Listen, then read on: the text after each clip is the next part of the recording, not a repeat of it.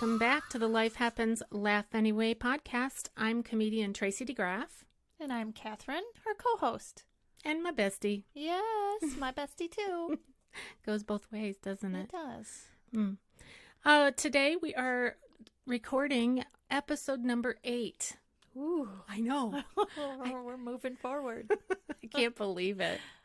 We've only been working on this. Do you know when we first applied for our Podbean account was in October? Yeah, I thought it was. So 3 months of just trying to figure out the technology. But here we are. Well, different people learn at different paces. Yes, they do. Well, we welcome you back, our humor consumers, and we're hopeful that you have been enjoying the episodes if you've listened to any of the ones that we currently have on our podcast. What do they call it? They don't call it a channel.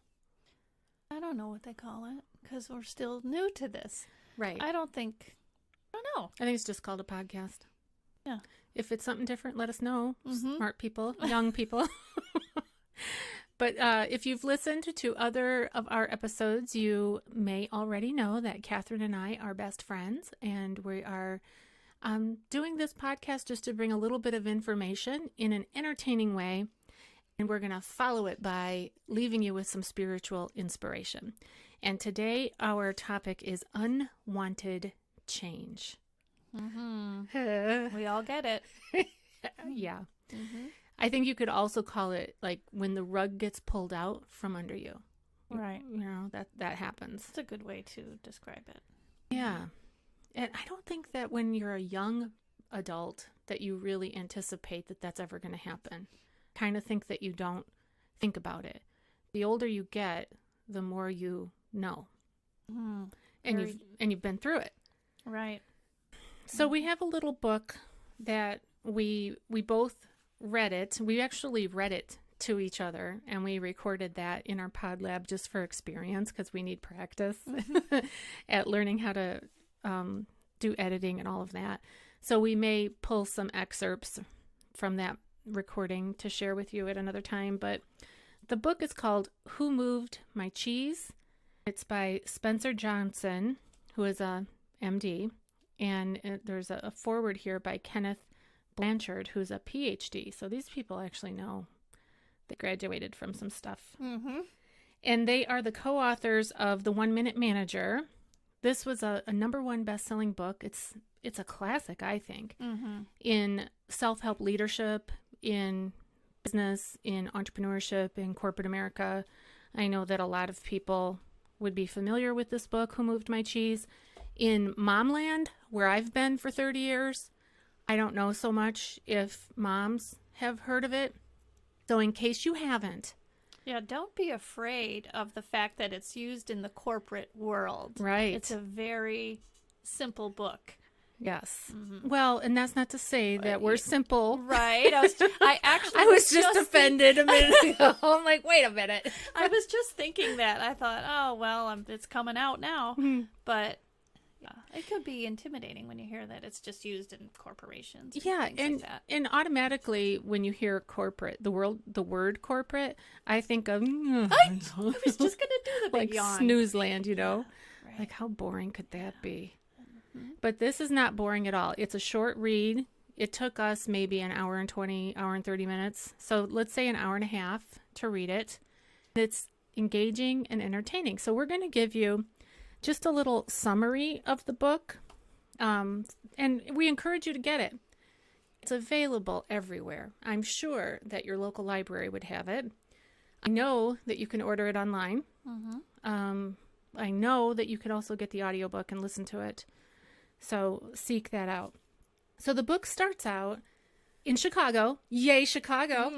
Mm-hmm. And it's a high school reunion. And they have had their class reunion the night before, and it's the next day when a small group of these classmates decided to get together just to catch up a little bit more on each other's lives and what they've gone through and things like that.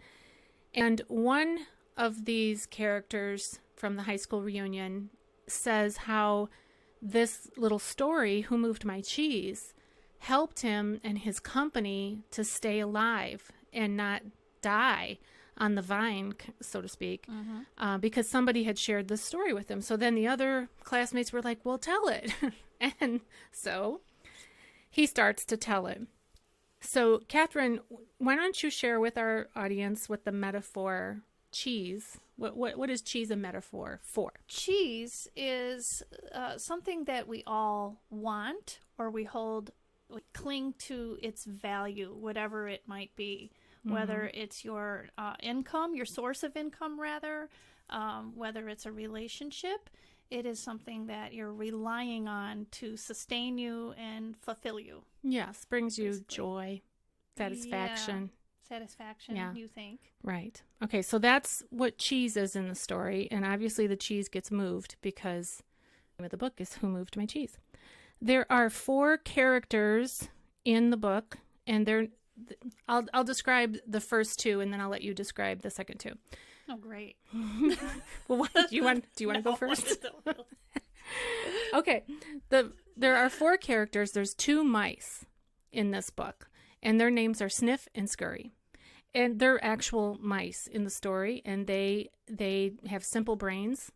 They don't have emotions. They don't react on, They're instinctive. They're instinctive. That's right. So we have Sniff and Scurry, and then why don't you tell them about Hem and Haw? Well, Hem and Haw are people. Yes, but they're tiny, like mice. Okay, yes, they are. And although they are people who think rationally and who think things through, they think too much. Mm-hmm. And so they get caught up in kind of like a what's it called? Hamster wheel, basically. Yeah. And so they're hemming and hawing. Yeah, I not love it. moving forward. Yes. And so they're kind of clinging to their cheese. Basically. Yes, and overthinking the situation Right. to their own demise. And then there's another metaphor in the story, and that is the maze. Mm-hmm. So the maze in the story is where cheese can be found. So the cheese is out in the maze. These 4 characters have hunkered down at Cheese Station C. Mm-hmm. They found the mother lode. Yeah. And all 4 of them are at Cheese Station C, and they are just enjoying a constant supply of cheese. Mm-hmm. So when you think about that in terms of the metaphor, that we said that cheese is a metaphor for something that you really want in life, like a career, relationship, a lifestyle. Mm-hmm. They're comfortable. They're comfortable in their lifestyle. They're comfortable in their relationship. They're comfortable in their career. So Hem and Haw are just chillaxing and enjoying the benefits of being surrounded by cheese constantly. Right. They get too comfortable. Exactly. Where our other friends, the little mice friends, Sniff and Scurry, they're not comfortable. They're constantly on alert. Mm-hmm. They're constantly sniffing and scurrying around, checking the cheese, making sure, is this cheese going to be here tomorrow? We're not sure. Is the cheese gone bad? Is there enough cheese? And they're calculating, if they're going to have to make a shift. Right. They're intentional about their future, and they're intentional in sniffing around and analyzing the situation every day, all the time. Right. So they got their shoes ready. Yeah, it's funny because they use running shoes as another little visual that they give you, that the mice have their running shoes at the ready all the time. They tie them around their necks and they're ready to go and put them on at any time that they need to run, where the people, Hem and Haw, they don't even know where their shoes are. Mm-hmm. They're like, my shoes, I haven't seen them. I haven't needed them. Don't need them. Right. Got my cheese. Yeah, the cheese isn't going anywhere. Well, and then we talked about the maze being a metaphor as well, and what the maze is a metaphor for, like the world, like possibilities. What is out there as a possibility where you can find more cheese? Mm-hmm. I don't really know how to describe it other than that. I think of it as like it's each person's own journey in getting the cheese. So the maze represents the journey we take to get it. Okay, that's good. Okay, and then in the story, they talk a lot about fear. Yes. And how fear, Because what happens is all of a sudden one day there's no cheese. Cheese is gone. Mm-hmm. Sniff and Scurry, they're like, we're on this. Tennis shoes on, out the door. We're in the maze. They're sniffing and scurrying, looking for more cheese. Mm-hmm. Hem and Haw, they're in panic mode. They're like, oh no, who could do such a thing? Why?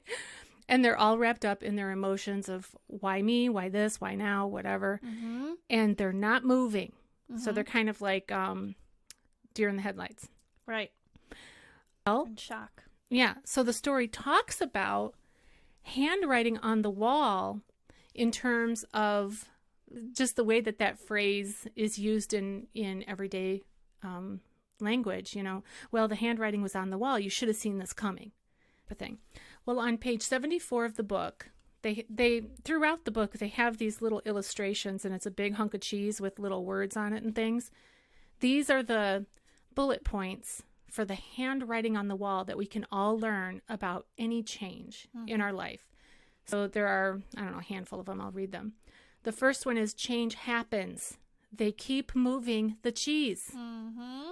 It's so true. It is true. So Yep. so we're both in our 50s. If you would have asked us 30 years ago, right, or 20s, if you would have asked us, what's your life going to look like when you're 55, 52, 51, whatever, I don't think I could say that it would be, oh yeah, I'm doing a podcast In a closet. in a closet with my best friend. I'm an unemployed comedian.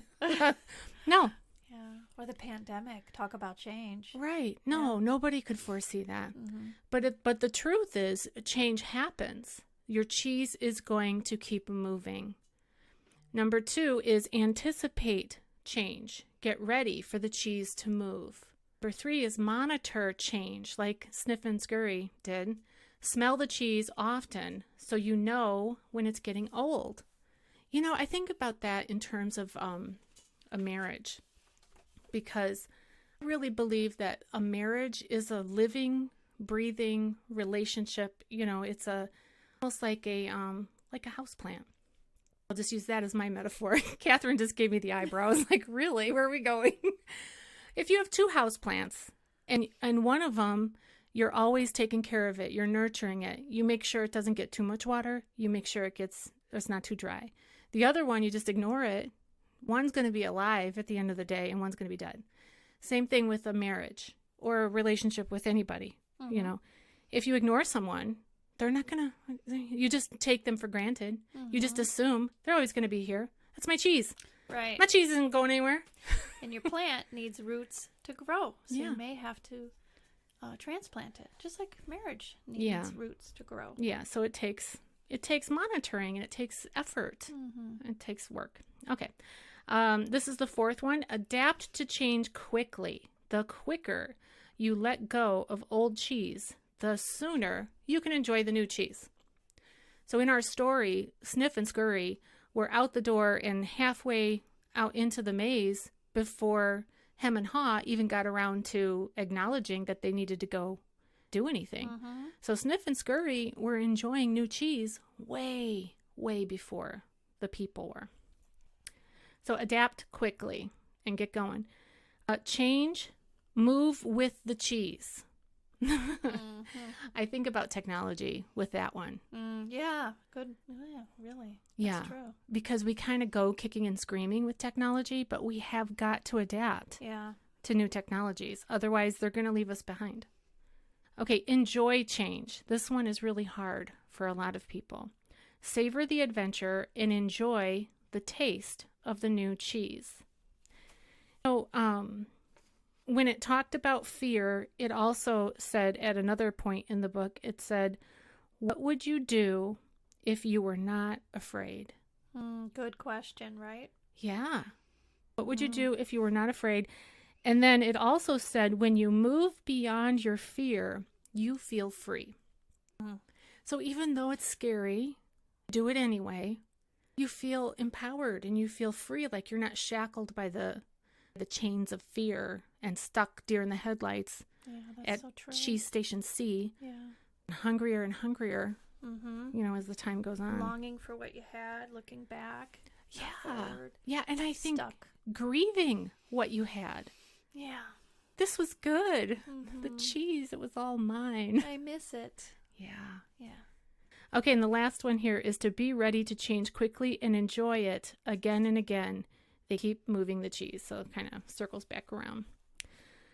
Right. So another little thing that stood out to Catherine and I on the book was they encouraged you to laugh at yourself. And the sooner that you laugh at yourself, the faster you'll be able to let go of the things that are hindering you adapting to change. Yeah. And in the story, wasn't it, okay, what was happening when they were having a hard time with, what was going on before Hem finally started? Oh, yeah, how ridiculous it was that they kept on doing the same thing Waiting. over and over. Yeah. I think it was Haw, right? Yes. That he was the one that by the time he finally learned to laugh at himself, he realized that he had been waiting for the change to come to him, or rather that something was going to open up for him where he already was. Right. And then he realized it's not going to happen. He had to take those steps to seek out a different cheese source.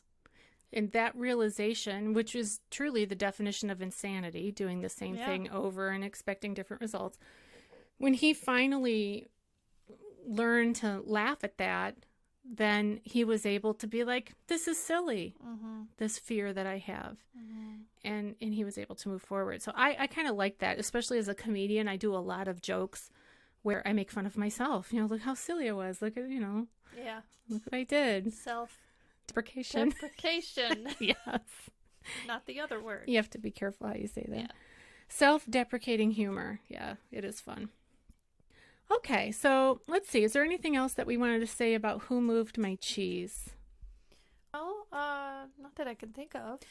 Let's give them a little summary of how the book hit us. As we were reading the book out loud to each other, what was it in your life? Did any of the stories resonate and click a little bell in your head? Oh, absolutely. And I also had read this book a long time ago, as did you. Yes. And ever since I read it years ago, it's always kind of stuck with me when I have been face to face with unwelcomed change. And I was reminded of it as we read the book. Mm-hmm. So one thing that just was glaring in my face was when we felt we had to sell our home on Oak River Drive. And that change, although it was intentional, it wasn't exactly wanted. I didn't really want that. So I grieved. I still do sometimes over it. That was our dream home, and we just put a lot of ourselves into it. I thought it was our source of... it was your cheese. Yeah, exactly. So when we, like I said, it was intentional for us to sell it, but I didn't really want to. So, well, tell them the real reason why you didn't want to. Well, I was next door, of course. Exactly. I was your cheese. Yeah. You didn't want to leave me. I didn't. It is true. Yeah. I didn't. I did not want to. Truth be told, that was the worst part. And in case if somebody's listening that hasn't listened before, Catherine did move, and then my husband and I and our family moved. We followed them, basically, and we moved next door to them. Then we all moved again. So we've moved now 2 different times. Yeah, and in between that, we also bought property with the intention of building next to each other. So it was quite a few times that we did have that. A sickness. But yeah, so it was a painful move. Yeah, it was stressful. Mm-hmm. And I would say too that I identified myself in some of the process of change and the stages of change. Mm-hmm. So, which I'll get to that later, but the change just brought on all of these different emotions and things like that. So yeah. I forgot the question. I asked you, like, did reading this story trigger an example? That was the example. See, I get so flustered. Okay. I can't even. I will share with you and our audience my example that came to my mind was when I lost a job. I was working for my church, and things happened in the financial structure of the church that they no longer had enough money to pay me to be on staff. And so, I mean, I didn't do anything wrong or bad. Like, I didn't get fired. They just didn't have the money or the resources to keep me going. And it was really devastating because I loved that job. And I thought I was really working for the kingdom of God. I was serving. I loved it. I knew everybody. And it seemed like the ministry was effective and all of that. And all of a sudden, it was gone. And I was just in a pity party for quite a while. Now, I would have thought that you would say that the big change was when I moved. Oh, and that's right. when you were having the pity party. Yeah, and but I that's just when followed you. Were you. I was like, this isn't going to work. Run. Pack up. We're leaving. My cheese moved. My cheese moved. We got to go. Let's Get your tennis shoes on. Scurry about. Okay. No. But here's what happened with that. It launched me into a season where I had time to write. And so I started to write my book. And so I figured, well, this is my time to write, and I'll just go ahead and do that. So I wrote my book, and that led me to doing comedy. And it's been now 11 years since then, right? Yeah. It was 2007 when I lost that job. Right. And you also bought Coffee News. I did, but I was an entrepreneur and a franchisee, and I learned a lot through that. You did. I met a lot of people. That's how I met Jan Savy. I know. Was through that. I was going to say that. And I would say we got even closer then, too, because I started to help you with Coffee News. And So what a journey. The bottom line of that is I would have never left that job. If they had the money to keep me there, I would have stayed. And the Lord just moved my cheese, and I had to move with it. And I'm still finding that my cheese keeps getting moved. Yeah. You know, because things evolve. Even at the beginning when I lost that job, I didn't say, oh, I'm going to go be a comedian, a professional comedian. No, you had to go through the maze. Right. Your journey. I was in the maze. You were. And I was just looking for cheese. And then I started writing. And the book that I first started writing, I don't know if you remember this, but J.K. Rowling was popular. And I thought, I could do that. I want to write me a fiction story. I hate fiction. I don't even read it, ever. I know you don't. Yeah. And so I tried my hand at writing a fictitious story. And I was like, who are all these characters? I can't keep them straight. That's not my cheese. That's not my cheese. Yeah. And so then I got turned around and I said, forget it. Actually, we went on a journey. My family, oh my gosh, this is all coming back to me. My family decided that we should take a trip across the country from Chicago to Wilmington, North Carolina in a minivan. With your dad. Yes, with my father. And the goal was to meet my siblings there. My brother lives in North Carolina. My sister was going to meet us there with her children. And we would have this utopian vacation with Dad before he, quote unquote, got too crabby to travel. And we missed our window because Dad was crabby. And I say that with all kinds of affection because we lost my dad in 2019 and I sure miss him. But I'm grateful that we took that trip. Well, that trip was a horrific nightmare in the moment. You know, it was really difficult and tough to, is that your phone? Yeah, it's on silent, but my computer picks it up. And I don't know how to change it. Well, okay, so let's just technology. Let's just use it like we have an idea. I have an idea. Ding, light bulb. Anyway, I'll cut my story short just to say that it was the initial change of losing the job, which led to time to write the book, which led to time to go on this vacation, to drive there, which led to the book that I was actually supposed to write, which was not fiction at all, but was my real life, which led to becoming a comedian, right? Which led to this podcast. Yeah. It's a journey. Yeah. The maze is definitely the journey. Right. Okay, so then at the end of Who Moved My Cheese, you never do find out who moved it. All you know is that it keeps moving. They never tell you They don't ever tell you who Right. moved it. And I never even thought of that. Like that never They popped they into never my... answer that question. Right. It just keeps moving. But I did want to know at the end what happened with Hem, right? Yeah. We don't really know what happened with Hem. We don't, because in the story, as they related it to real life, they said that sometimes you can find a little piece of yourself in all the characters. Like maybe you are a little bit of a Sniff, where you're always kind of checking to make sure that the cheese is okay, or a Scurry, looking for more cheese to bring satisfaction, whatever. Maybe you do Hem and Haw a little bit. So there were two options for Hem, either eye on the vine or change, really.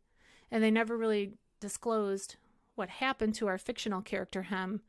I think you can kind of see, in actual real life experiences.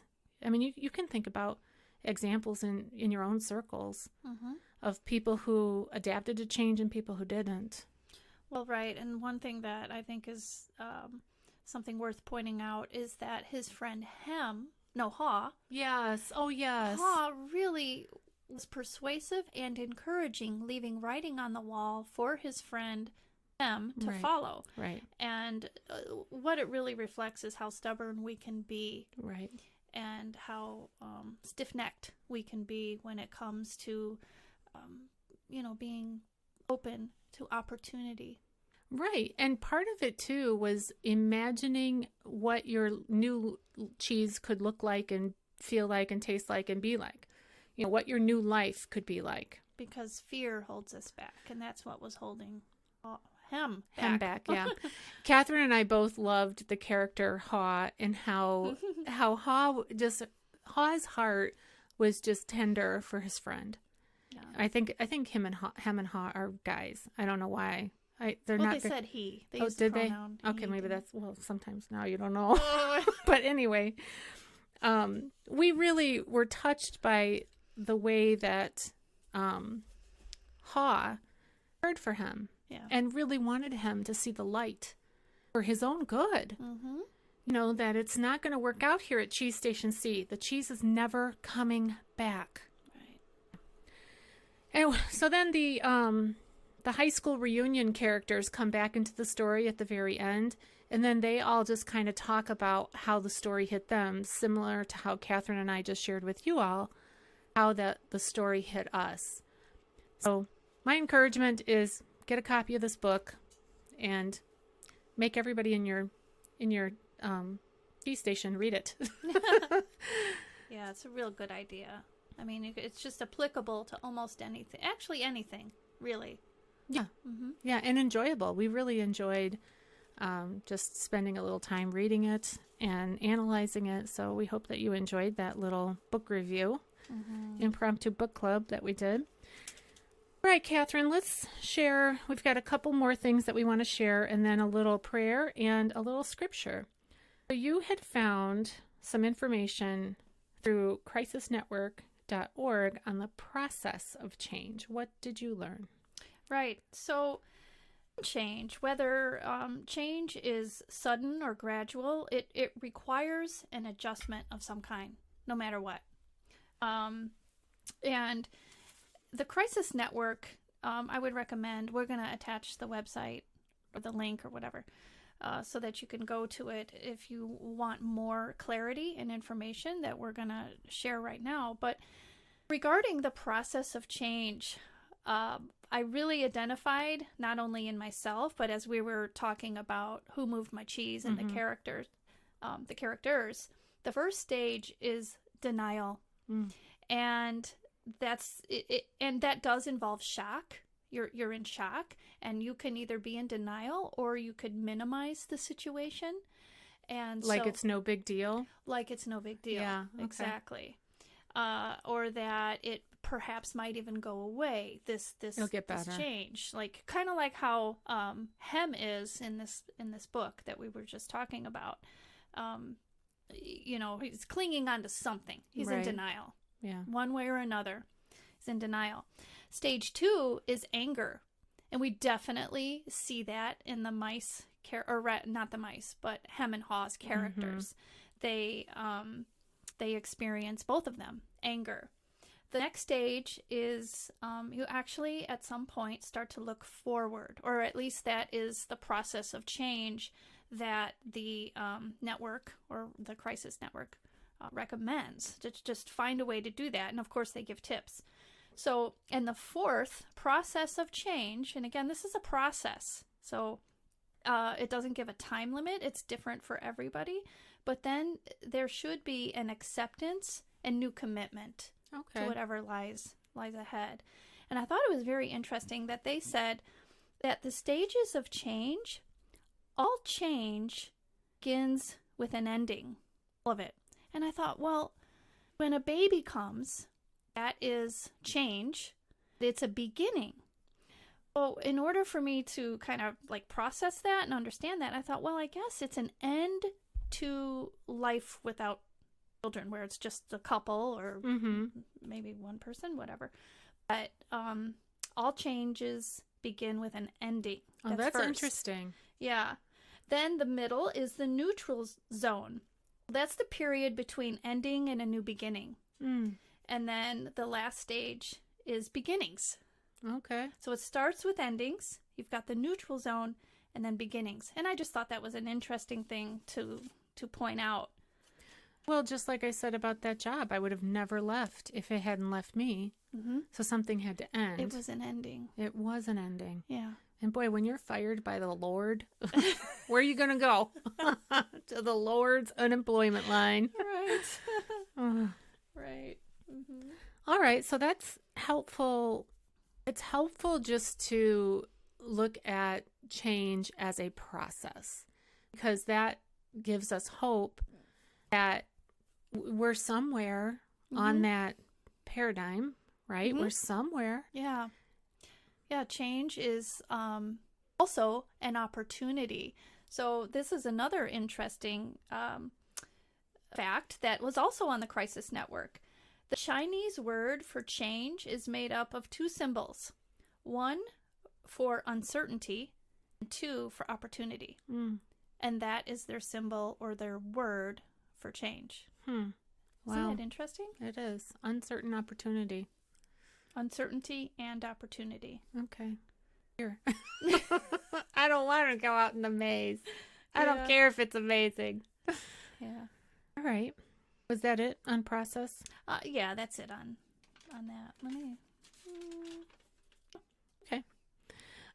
One thing I had on my little note here is to talk about my scale.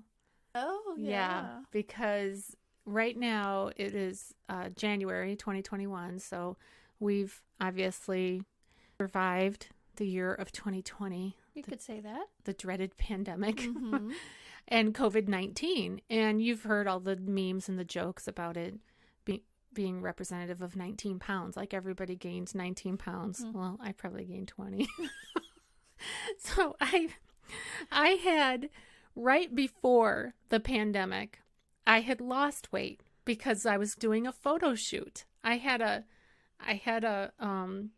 cheese in front of me, like a photo shoot, and the camera's going to add 10 pounds. So I had to lose 20 so that I could be at least in the neutral zone somewhere. And Catherine and I joined the gym. We went to classes. We were in swim classes, like swim, water aerobics, whatever. And I had lost weight, and I did the photo shoot. That was December of 2019.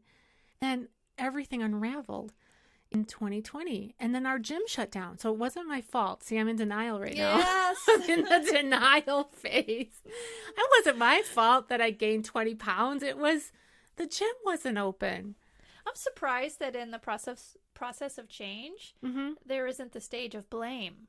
Well, that's in denial. It can be in anger. I suppose it could be in denial, yeah. For sure, because you're saying it wasn't me, it was them. Denying that I had anything to do with it.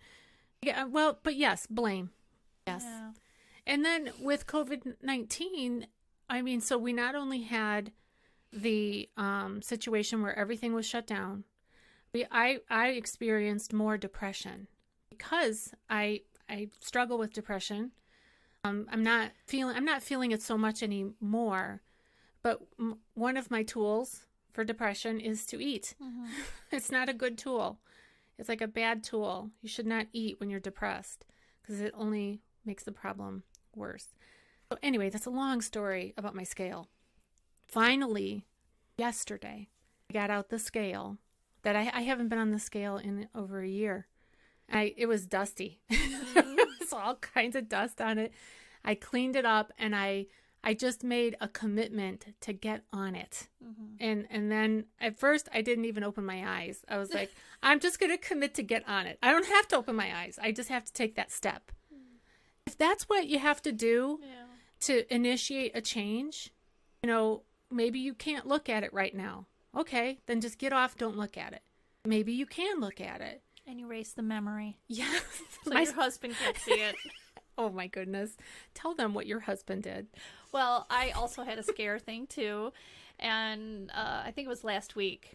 I thought, I have to do it. I have to get on the scale. I know I've gained weight. I don't look the same. I can't fit into my clothes the same. So something changed. In secret, I was getting the scale out and it wasn't working. And I had mentioned it to my husband. He said, yes, it's working. And I was thinking, you have not been on the scale, you liar, because it's not working. So I brought it up again. And he had that sheepish look like he was wrong and that he really hadn't been on it. Busted. Yeah, busted. And so there he goes, marching over to where we keep the batteries. He put the batteries in. He made me, he knows my birth date, so he punched that in. And then he asked me how tall I am. I told him. He said that I was not that tall. He actually thought I was taller, though. That's so funny. he measured me, and then he told me to get on the scale so that the scale would figure out how much water weight I have, how much body fats. Does your scale give you your BMI? Yes. Wow. But I told him, I said, Kenny, I don't care about all of that. I only want to get on it to Get see a my number. weight. Yeah. And he can't understand that. Whatever. So he was right there, having me get on the scale. And my husband is very kind, by the way. I'm painting this picture like he's controlling or something in some way, but he's very encouraging. So batteries are in the scale. It's all set to go. I did gain a lot. 19 or 20 pounds. You don't have to say it. That's okay. That's totally fine. But anyway, so now I have face to face, and knowledge is power. It is. Now I know what I have to lose. Right. And I think that when we have a change that we know needs to be made, we want the change. Oftentimes it is that gripping denial, that gripping fear, whatever the emotions are surrounding taking the step of getting out the scale, facing the music. Mm-hmm. You just have to do it, friends. That's right. Yep. Mm-hmm. All right. So let's see. What else do we have to talk about? We talked about the scale. Oh, Key tips. the tips. Yeah. Yes, I love tips. So Catherine looked up some tips for us. Yeah. Again, it's from the crisisnetwork.org website. And there were many tips. I kind of linked them all together because it was scattered throughout the website. Mm-hmm. So for your convenience, listeners, I put it together. One was the very first one that they had was strive for balance. And how can you do that? I would actually encourage you to go to the website because it's much more detailed than me droning on and on right now, giving that all to you. But it is possible. It is possible to strive for balance when you're in a crisis, when you're experiencing change. It is possible. Look for a lesson. Think of opportunity. What skills might you develop? How might you become stronger in the situation, whatever the change is? And again, this is regarding unwanted or unwelcomed change. I suppose you could apply it too for change that was intentional. Well, take care, regular exercise. It might be hard, but just do it. Balanced diet and sleep. That all seems like common sense. You know, when I'm even just now reading it, I'm like, oh my goodness, this is common sense. But it's so hard when you're in the thick of it. Some people take the effect of, I'm not going to eat because I'm depressed or scared or in a crisis. Mm-hmm. And that can be just as devastating, although you probably look better in your jeans, but it can be just as devastating. Many times when I have been really like stricken with fear and worry because of a change that had happened, I have to force myself to eat, and it makes me want to gag, actually. So I know what that's like. Some specifics in regards to some helpful tips. Evaluate your life every few months or so ahead of time. How many changes? Look at how many changes you have gone through and give yourself a pat on the back. Look at how many changes, just keep track of it, because that helps you for handling the ones that are going to come in the future. Be aware of how many you've had and just deal with it. I recall from over the years seeing stress, like it's almost like a survey to see how stressed out you are. And you'd click the box or tick the box or whatever of the number of things that have happened to you or that have just happened over a year. Oh, wow. To see like what your stress level is. Yeah. Anybody who is moving is a big stress. Even though you may not think of it as being weighing on you, but if you've moved or if your job has changed, if you got a promotion, if you got more money or you got less money, a death in the family, or a big grievous loss to someone that you're close to in terms of someone that you love has experienced something that's very hurtful, a breakup. Right? I mean, we're both moms. Anything happens to our kids, I feel it too. Yeah. They feel it, I feel it. Like, stop hurting. Yeah. I can't hurt anymore. Yeah. So balance, I think, is really important, especially for women, because sometimes we say yes to things when we should say no because we just don't have any more room. Catherine's guilty. Gives me a look. Yeah. Well, it's true. And I try to help you, and I know that you help me as well. One of the things that Catherine and I do for each other is when we go shopping at Goodwill, we fill up our basket. And then before we go to the checkout, we help each other to edit. Yeah. Like, you really don't need that. That's not really, whatever. Yeah. Same thing with life, right? Yeah. There are times when I've said to Catherine, no, you can't do that. You don't have time. Yeah, remember? Right. I think that I do need that. I think I did that for you when it came to children's ministry, didn't I? To the nursery. Wasn't it the nursery at church? There was something. There's been a couple things. And I just went to the leader and I said, no, Catherine's not available. Well, sorry. one of them was the cleaning crew. Okay, yes. That was one. See, good thing you got me. I'm here to help you stay balanced. Thank you for that. You're welcome. Yeah. Let's see what else is on here. Schedule your planned changes so that they don't happen all at once. When you know that you're going to have change, and you do know sometimes, it's initiated by you. It's intentional. Whether it's you're looking for a new job, maybe don't do it when you're pregnant, if at all possible. But whenever possible, what the message is here is to just try to schedule your changes, because wanted or not, they're still going to add some stress. Yes. So that's a good tip. Yeah. Think about your emotions. Then after you know what you're feeling, ask yourself these questions. Is my reaction justified? When your cheese is moved, the way you react to it, is it justified? Is the level of my or your reaction justified by the facts? Ask yourself if you're overreacting. Ask yourself, are you misinterpreting? I think that's a big one. Is there another way to look at it? Is there an opportunity that you might have? If only Hem and Haw in the book Who Moved My Cheese thought of this right away. Are there parts of this change that I can control, or you can control? Also, ask yourself, would more info help me cope better with this change? If you had more info available to you, or even if it's not available to you, if you sought it out, how might that help you? with more information to understand, process, and move on. That's so true because of the emotional part of our little story with Hem and Haw. They had such a problem because they were overthinking the situation. This isn't fair. Well, maybe the reason that their cheese moved had nothing to do with them.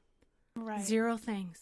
Mm-hmm. So, I've been guilty of that before, of assuming. Oh, yeah, I think a lot of us have. Right. Yeah. It could be dangerous. Very much so. Mm-hmm. So you suffer needlessly. You don't need to suffer like that. Exactly. I'm going to remember, too, the event and the choices that you make equals the outcome. Whatever the event is, whatever the change is, plus the choices that you make around that time equals your outcome. Mm. Learn where to take control and where to let go. We talked about that earlier. Resist victim thinking. Don't think of yourself as a victim. Which that's one of the stages of the processes of change. There's the denial, the anger.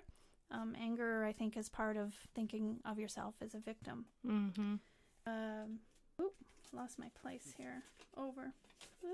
Yeah. The victim status. I think that sometimes we, as thinking, intelligent, emotional beings, we feel justified in our victimhood. Mm-hmm. We feel like I didn't deserve that. Mm-hmm. I deserved X, or Y, Z, or whatever it is. And then we use victim status as a way to sort of justify how this wrong was done to me. And that's when we start to blame others.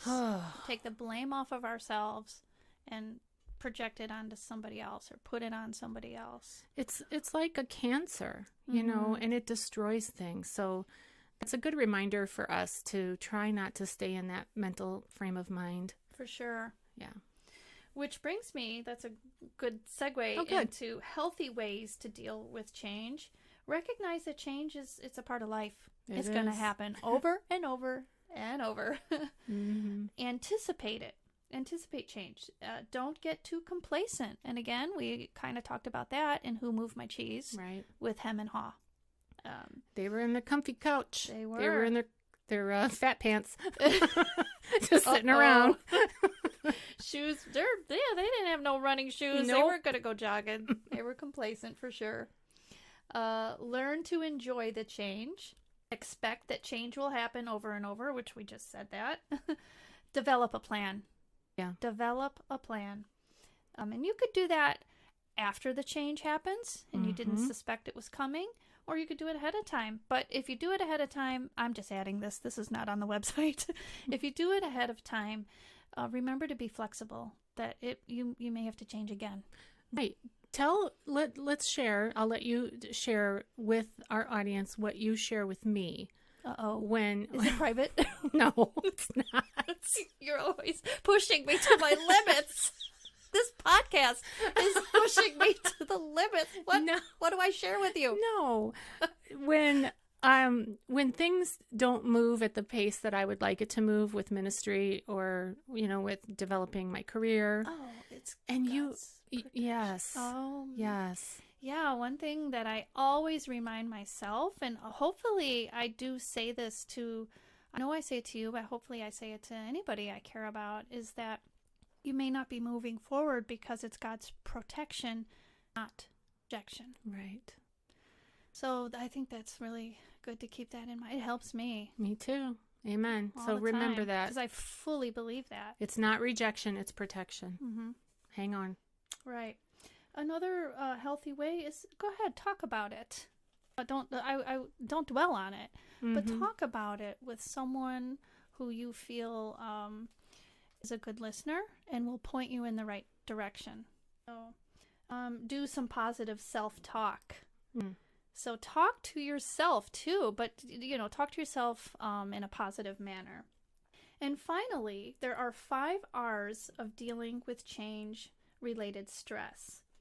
And again, I would just say and encourage you to go to the website for, to elaborate on them. So the 5 R's are relax. This may sound impossible to you, I've been there for sure. And I have not been able to relax, but there are techniques that you can do. Reflect. Just reflect on what you've been through.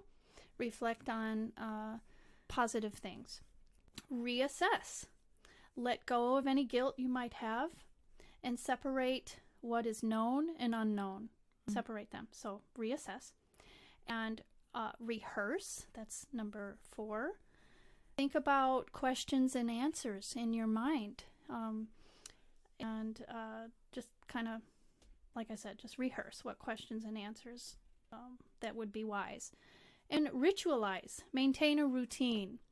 If you're able to maintain any routine that is still comfortable, let's say you have a big unwanted change in your life that just messes everything up and you've got discord and chaos, typically there is at least something that you can still have routine with that is comforting. I know that that's helped me tremendously in the past, is just other things that are routine.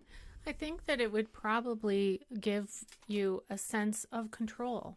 Exactly. Because when unwanted change comes our way, it's usually out of our control. Sometimes it's a result of something that we've done. Like if you're speeding and now the berries and cherries are in your rearview mirror. Yeah.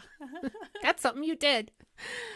But usually in the cases that we've been talking about, yeah, and I just think want a that's semblance why, of control. Exactly. I think that's why, too, it says in the 3rd R, which was reassess, let go of guilt. Yeah. So if the berries and cherries were behind you and you've got that guilt, like, you've got to learn to let go of it. Yeah, for sure.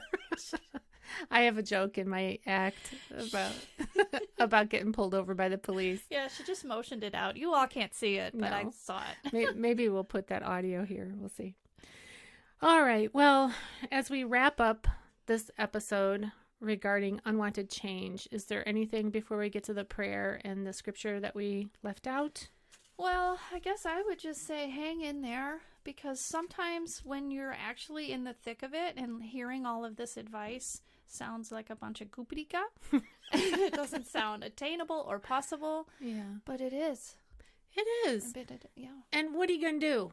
Well, what are you going to do? Give up? No. No, you're not going to give up. That reminds me of the book on worry that we both read. Yes, Dale Carnegie. Yes. Oh, what was the exact title? Let's do of that book again. How to Stop Worrying and Start Living, or something like that. Yeah, something. I have it on my bookshelf. Let's do that one next time. Okay. I think we have that one on our podcast schedule. Something about worry. Yeah. The topic is worry. Yeah, I think we do too. All right. Well, let's share. Catherine's going to read to you a little prayer, and then I'm going to read a little scripture. All right. This is a prayer it's very common, but if you don't know it, that's okay too, because you're going to know it, because I'm going to say it. It's called the Serenity Prayer, and I felt like it was very fitting for change. I agree. I mean, it's all to do with change. So the prayer is, God, grant me the serenity to accept the things I cannot change, courage to change the things I can, and the wisdom to know the difference. That's a really good prayer. It is, and it's the truth. Okay. And then I have to share here from the book of Romans, chapter 12, verse 2. It says, do not conform to the pattern of this world, but be transformed by the renewing of your mind. Then you will be able to test and approve what God's will is, his good, pleasing, and perfect will. Perfect. It is perfect. And that really is our encouragement to ourselves, to each other, to all of our listeners. Look up. Look to the Lord. He'll help you through it. His aim, his will is to protect, not reject. That's right. All right. Well, thanks for joining us, and we'll see you next time. All right.